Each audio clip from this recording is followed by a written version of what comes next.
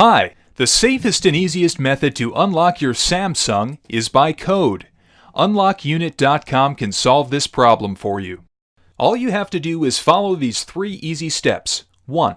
Send us information about your phone. 2. Receive the unlocking code on your email. 3. Enter the code into your Samsung device. Step 1. Go to UnlockUnit.com. Choose your phone manufacturer, Samsung. Choose your phone model and press the Unlock Now button. You will be redirected to the Unlock Samsung page, and here you have to select the country and network you originally bought your phone from. Next, you'll have to insert the IMEI of your phone. You can get your phone's IMEI by dialing *#06# on your phone or by checking the sticker on the back of your phone underneath the battery.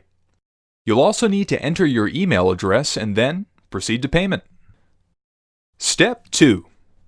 You will receive the unlocking code and all the necessary instructions on your email in the shortest time possible.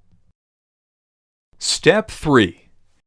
You have to insert another carrier's SIM and wait for your phone to ask for the unlocking code.